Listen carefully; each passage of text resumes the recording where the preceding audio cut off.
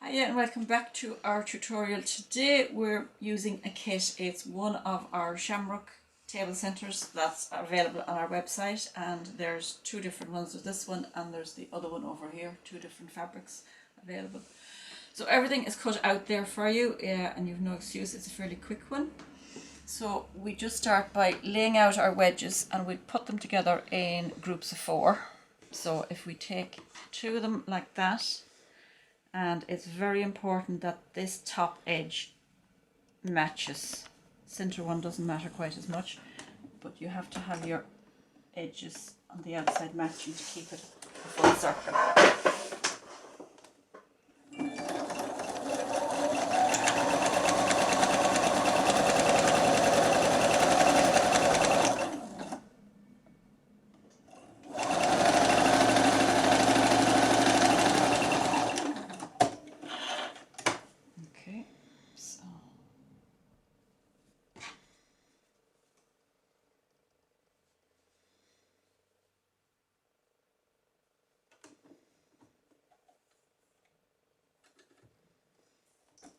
There's 20 of these segments in the pack, so if you put them together in groups of 4 and just make sure you do them all in the same order.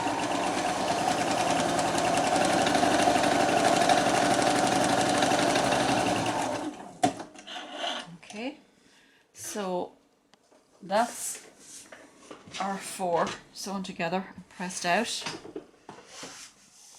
and then we're going to join them all together. Put them all in the same order like that.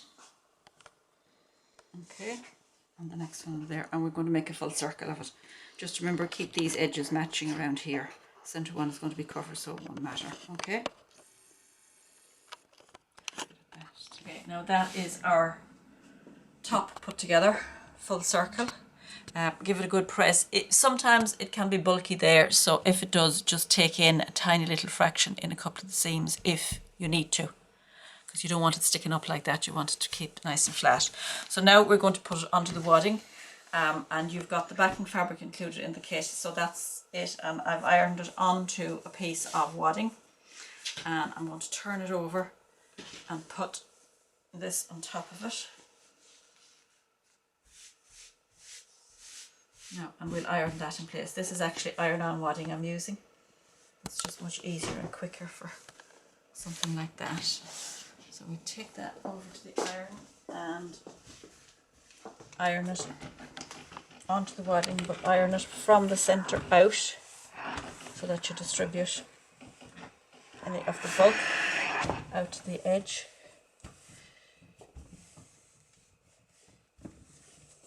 If you make a mistake with this wadding, it's great. You could just lift the piece of patchwork up and reposition it.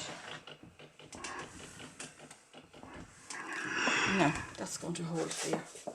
Now we're going to quilt this, but we're only going to do every second section. We don't need to do every one, it'd be too much. And we're still using the 1/4 inch foot. So I'm going to quilt it from the centre out. So you have a line there to work on, which is very easy.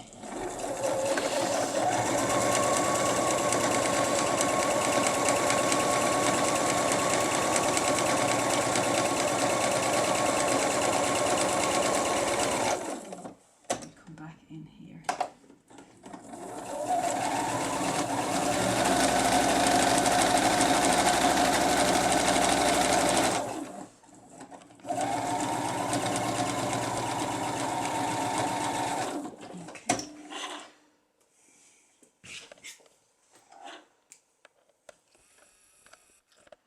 So we do that at every second one, all the way around.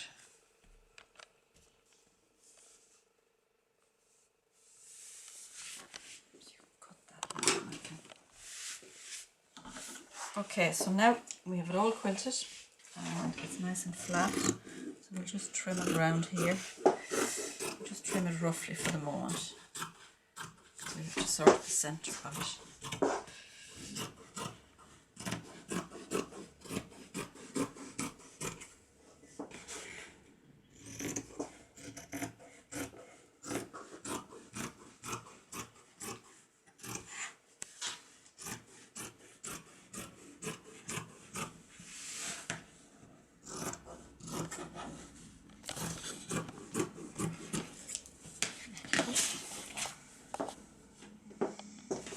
Now, this is where we start our Replica center. So you've got, in your pack, you've got this, which is your shamrock, and you've got your white circle. So you need to cut that out on the line.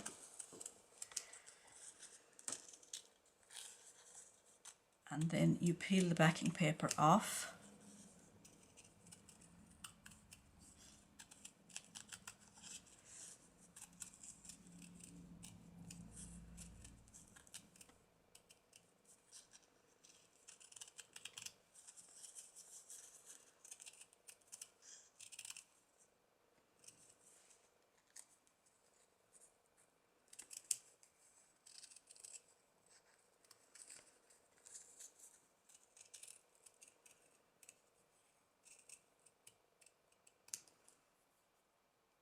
Okay, so now this piece peels off. Just need to get a loose edge on it and it'll peel off. Now your sticky bit should be stuck to the fabric there.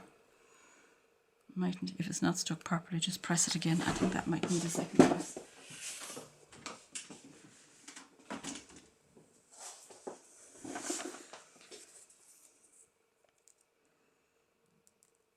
A wee bit tricky getting that bit off.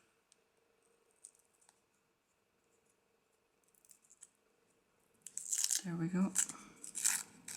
Okay, so that goes down in the center of your white piece, and you just put the iron on it and it sticks in place.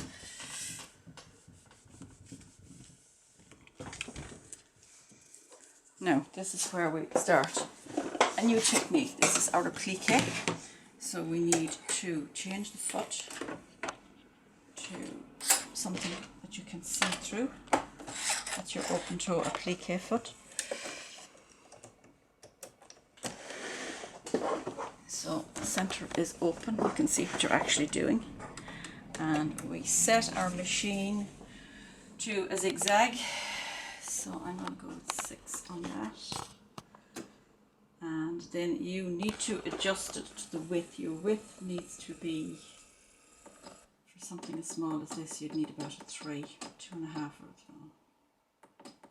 3 maybe, 2.5, and then you make it as tight together as you can get it without it actually not moving. So 0.6 maybe, and a matching thread. You still have the paper on the back of that, so you don't need to worry about holding my thread there, just so that it'll get covered.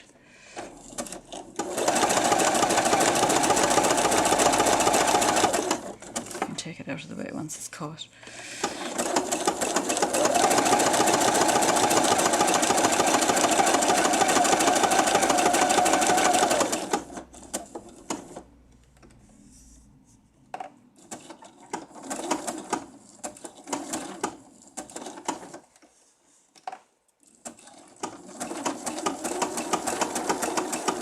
So that's our finished one.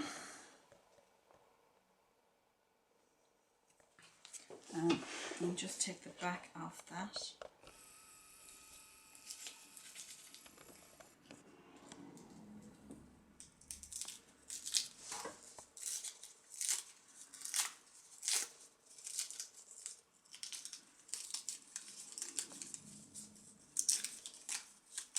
Okay, take that out of the center if you can, because it'll be just too stiff if you leave it in.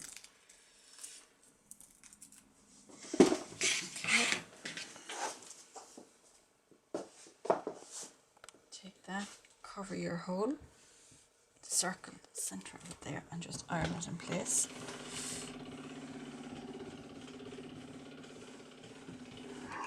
Now we're just going to satin stitch all around that edge.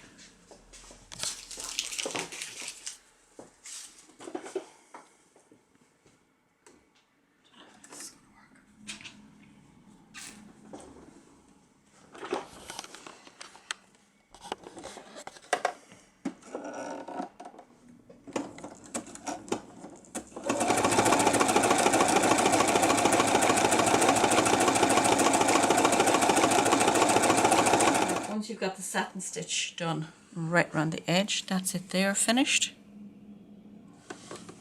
And we can just trim it down a wee bit more now, closer to the edge, because the next thing is putting the binding on. Once we have the binding on, we're finished, but you need to trim it right in there.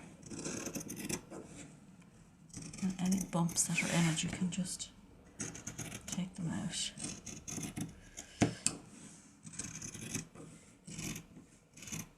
So you continue on round till you have it all trimmed nice and neatly like that.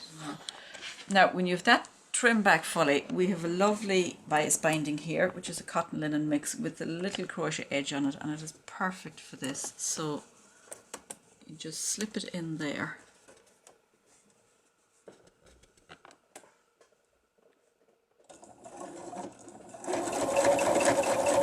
Run it along the edge, and it'll catch on the back the same. Now just take your time and do a little bit at a time, because you're working on a curved edge and you need to make sure that it's gone right in there as well.